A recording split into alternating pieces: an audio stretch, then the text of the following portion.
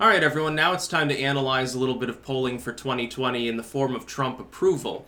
His approval is middling at the moment, around 44. You'll notice, though, if you look at, again, at RCP, much like I was analyzing for the Democratic primaries, his old floor was somewhere in maybe arguably the mid-30s. Now it seems to be in the low 40s somewhere. That's good news for him. He's solidified a coalition that I think is partially comprised of business Dems still, which would explain Michigan and Wisconsin polling, putting him dead even with Biden, which means he would probably win by default in those states. I can't imagine him managing to lose if he's, dead even this early in the race. His approval by election day I expect to be a few points higher. Will it hit the so-called magic 47, which is supposedly what he needs because, Obama was reelected with 47% approval, so it can be done? I don't think you have to be at that level. I think that the other party simply has to have a shitty candidate.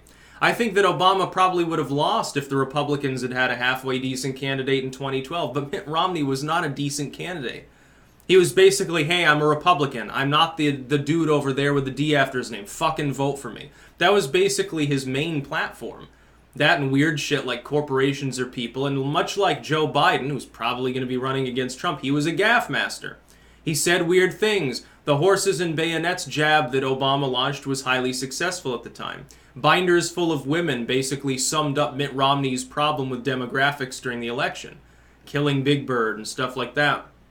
Or the time that he put on the rain poncho there and he's like, oh, fancy stuff. It's like, he's wow. He's like a Cortez looking at a garbage disposal for supposedly the first time. Wow, garbage disposal. Oh my goodness. I have no idea what this is. Could it dispose of garbage? Maybe. I'm surprised she doesn't try to take like plastic bags full of like napkins and shit and shove it down there. I thought this was a garbage disposal. I thought I was supposed to put my trash in here and shit. Something like that. But Trump's approval, I'm sure he wishes it were higher.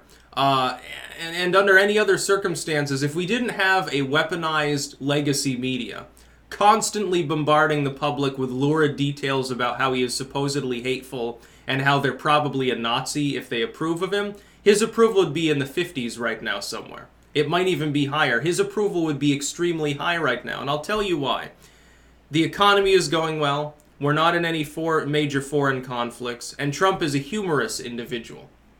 I don't think that it's... Some people, like the idiots on Fox, said, well, if Trump would just behave and be presidential, his approval would be so much higher. No, I don't think so. That's how he maintains high levels of approval among his core fan base, by the way, in a situation where he's being obstructed on some of the key pieces of legislation he really wanted to get passed, like, actually defending the border. I think it's this. I think that it is nonstop 24/7 news cycle propaganda aimed at him and at anyone who associates with or supports him by the entire legacy media. It's very vicious. It's not even so much like we've always seen Republican president, Democrat president, whatever. Elements of the legacy media will beat up on them and be quite biased in how they do that. It's happened to everyone before in politics. It's nothing new. It's been happening forever. You can look back at the revolutionary period and see some of the political cartoons and shit that they wrote and said at the time. Some of it's quite vicious. Uniquely, though, for one of the first times, we see the weaponization of the corporate media against people. Not against Trump. Not against his platform. Not against the abstract of a Republican ideological system, but against the actual people, the actual voters. It started with the deplorables comments with Hillary Clinton in her campaign, insinuating that tens of millions of Americans were irredeemable. By the way, under the TOS now extended against dehumanization on YouTube, shouldn't Hillary Clinton be banned from the platform? Just putting that out there. I mean, technically that would violate their TOS. I guess her followers can't use Patreon because, blue-haired woman bad or something like that. But his approval being in the mid-40s, roughly, and that it seems to be an established floor, is a comfortable launching point. But it's not the end goal for Trump by any means. He'd like to go into the election with approval significantly higher. The reason why I think that it'll rise... Right now, he's running against generic insert Democrat here. He's not running against Biden. He's not running against Sanders. And so anyone who's asked if there's even one Democrat that they would support over Trump, they are probably ticking off disapproves. Once there's an actual Democrat to compare him to, some of those individuals won't be able to do that anymore. they may like Trump more than whoever is chosen, including some Democrats. I expect that many business Democrats will flock back to the Trump platform, depending on who the candidate is. I expect certain center leftists, if it's a Sanders or a Warren ticket, a lot of the center left so-called will flock to Trump or they'll stay home. And anyway, that approval doesn't really mean too much. It's more about turnout. If Trump's turnout is in the right places among both his core and extended fan base, it won't really matter if his approval is below 50%. The idea that you have to have more than 50% approval to be elected because democracy is not the way that it works. We're a representative republic, thankfully. Otherwise, I wouldn't be making this video right now because I think Hillary Clinton would have started a nuclear war already. Yes, I believe she would have started World War III.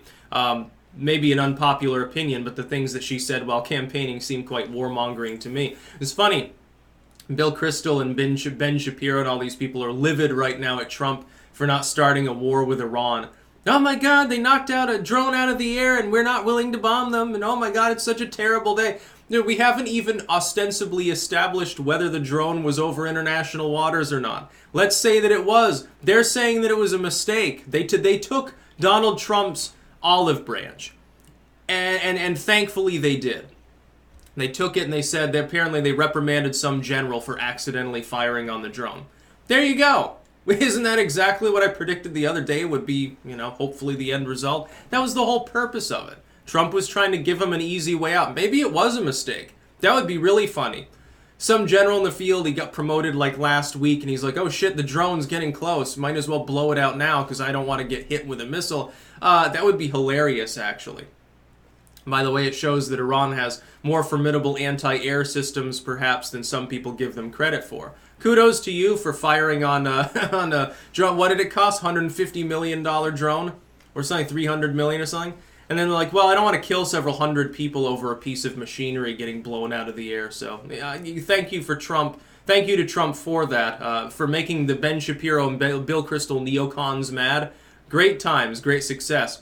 I think that Trump will probably be reelected, by the way. He's managed to hold off despite antagonism from multiple foreign countries in getting into any major combat. Economy's fine. He's given people tax reform.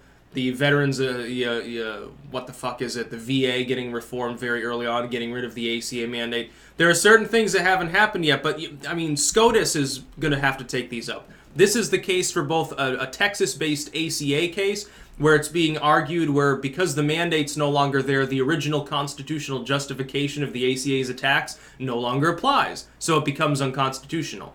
That argument may hold water. That may flip Roberts' decision. It's entirely possible that the ACA is dead on arrival before the Supreme Court is a case. Secondly, then you have the case with the border wall. Trump has already appropriated the funding. Everything's ready to go. He's just waiting for SCOTUS to weigh in because the Ninth Circuit issued an injunction. Those will probably have to wait till a second term, but I expect, judging from the Democratic field, yeah, there's a pretty good chance he gets that second term. I'll probably vote for him myself, unless he, goes neocon or starts a war or something, or flip-flops on something major. I'd probably vote for him. I would vote for the Libertarian Party, but they appear to have begun to abandon libertarianism. The other day they had some weird infographic they posted, trying to compare free trade and nationalism, and it was totally off the wall. It's like, yes, the idea of a strong, centrally held nation state has never stood in the way of free trade. So I'm not sure exactly how do free trade and nationalism, in whatever sense you're thinking, I'm assuming you mean hardline like ethno-nationalism, in what sense do they contrast with one another? One is like a trade system, the other one is an administered civic system. How you could have a globalist nation that didn't engage in free trade, see all of the fucking EU countries, or you could have a nationalistic nation that doesn't give a shit and trades freely with everyone. So, I don't know. There's not a whole lot of I could vote for myself, maybe. And remember, there's an active write-in Sticks Hexenhammer for Everything campaign. That would be funny. That's about all. Peace out.